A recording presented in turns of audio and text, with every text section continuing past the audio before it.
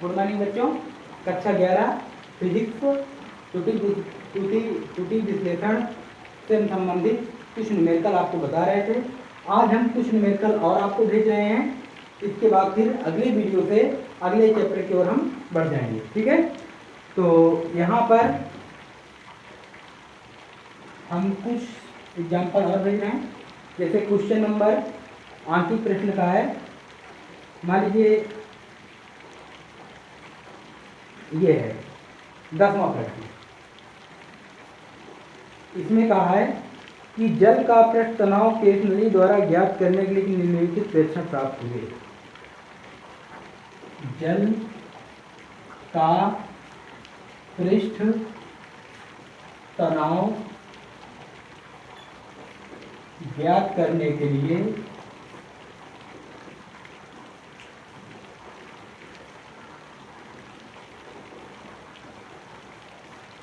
निम्न प्रेक्षण प्राप्त किए गए। आगे कहा है कि इस नली का व्यास केस नली का व्यास कैपिटल डी बराबर 0.125 सेंटीमीटर तथा केस नली में जल का उन्नयन तथा केस नली में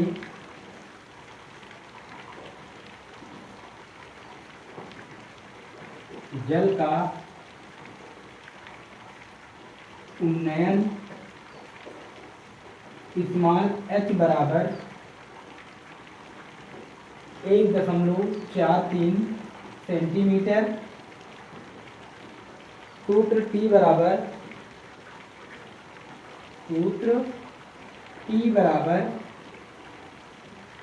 R H G अपॉन 2 के प्रेक्षण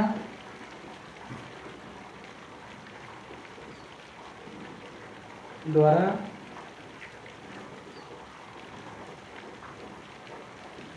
तनाव में अधिकतम संभावित पृष्ठ त्रुटि ज्ञात करो। चलिए, ये एग्जाम्पल है। जल का पृष्ठ तनाव ज्ञात करने के लिए निम्नलिखित प्रेक्षण प्राप्त किए गए, जिसमें केस नली का व्यास कैपिटल डी बराबर इतना। चलिए, हम पहले जो आपके पास दिया है वो लिखते चलते हैं। यहाँ केस नली का व्यास कैपिटल डी है, कैपिटल डी बराबर दिया है 0.125 सेंटीमीटर।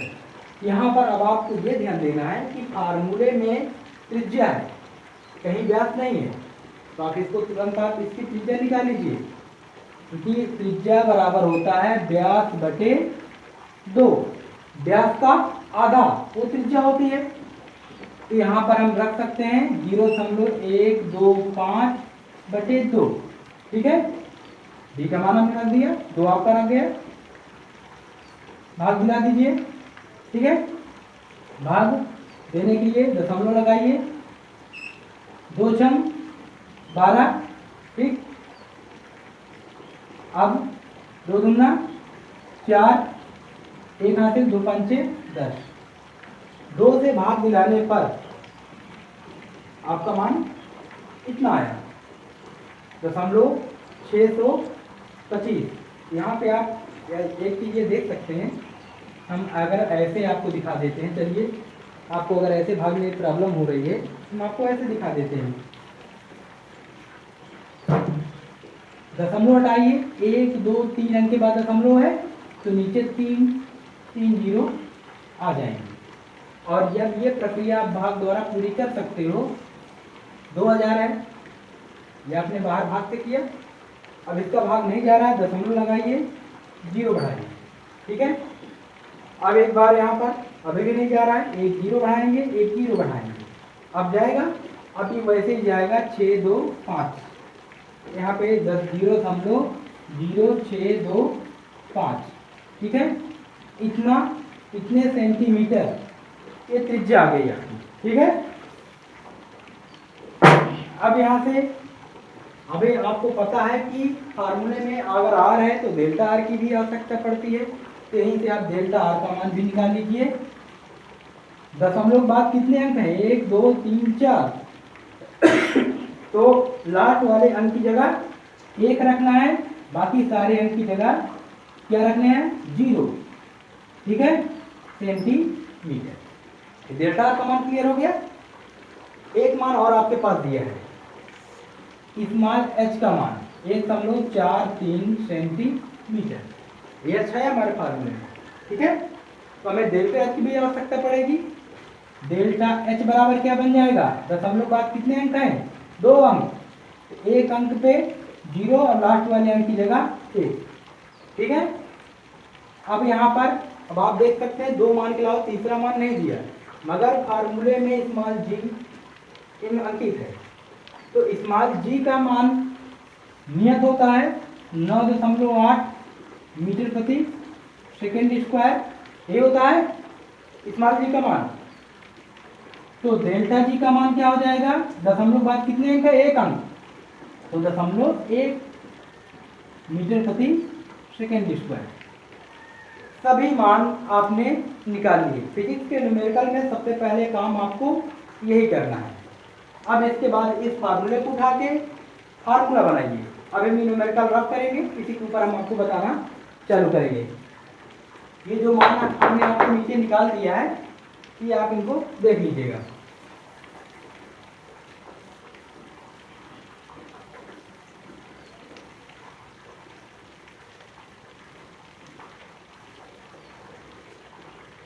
T बराबर RH/2, ठीक है। T बराबर RH/2, ये फार्मूला था, तो पहले आप फार्मूला बनाइए। डेल्टा T/T, ये होता है फार्मूला, गुणे 100।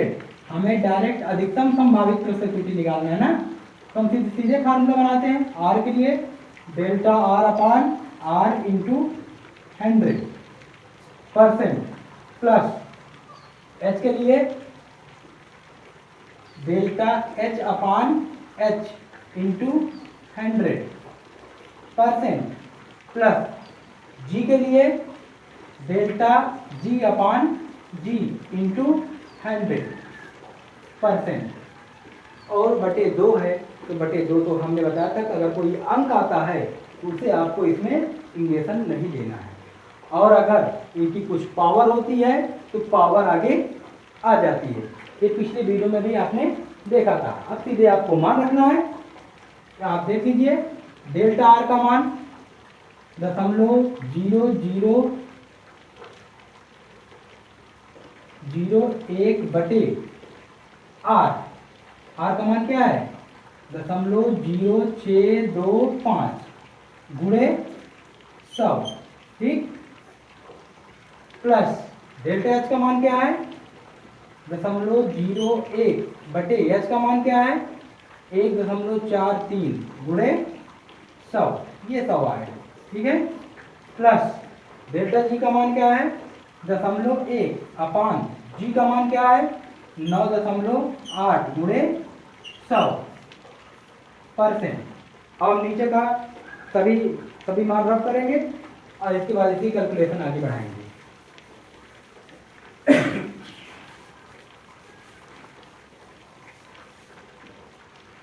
यहाँ देख सकते हैं डेल्टा आर का मान हमने ये रखा बटे आर गुणे 100, डेल्टा एच का मान हमने ये रखा बटे एच गुणे 100, डेल्टा जी का मान हमने ये रखा बटे जी का मान इंटू 100।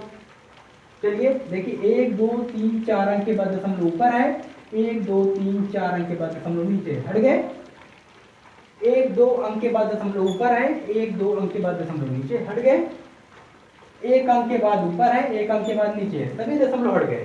अब आप 100 एकम 100 दशमलव हटने के बाद आगे 0 कोई मतलब नहीं बचा, फिर 625 आया प्लस 100 एकम 100 1 4 3 प्लस 100 एकम 100 बटे 98। अब आगे तो आप खुद समझदार हैं कि हमें आगे क्या करना है। आप चाहें तो इसका डायरेक्ट भाग दिला के तीनों का, फिर दशमलव में अंतर आएंगे, तीनों को जोड़ देना, तब भी आपका अधिकतम संभावित प्रतिशत त्रुटि आ जाएगी। और या तो तीनों का एलसीएम लेके आप कर सकते हैं। ठीक है, इतना तो आपको करके ही भेजना है। ठीक है, अब हम एक न्यूमेरिकल आपको इससे संबंधित होमवर्क में देंगे, इतना आप कर लेंगे और करने के बाद इसको और साथ में जो होमवर्क दे रहे हैं दोनों को आप हमारे मोबाइल पर या ग्रुप पर फिर से भेजेंगे।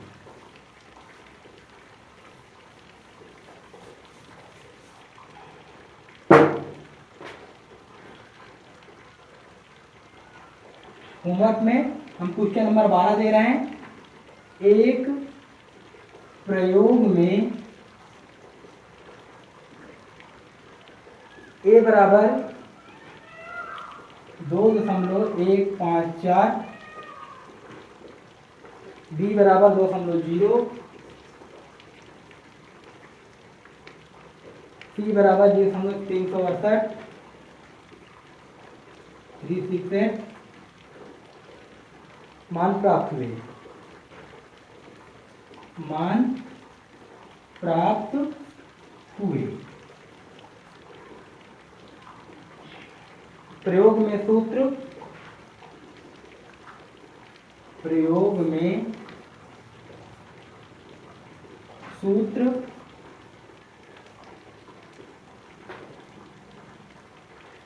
z बराबर a क्यूब b, z बराबर a क्यूब b और c की पावर -2। ठीक है, प्रयुक्त होता है,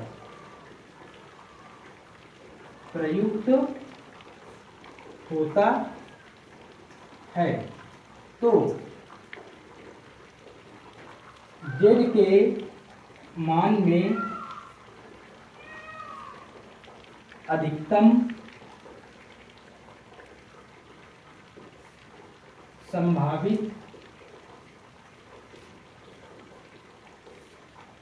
प्रतिशत त्रुटि ज्ञात करो।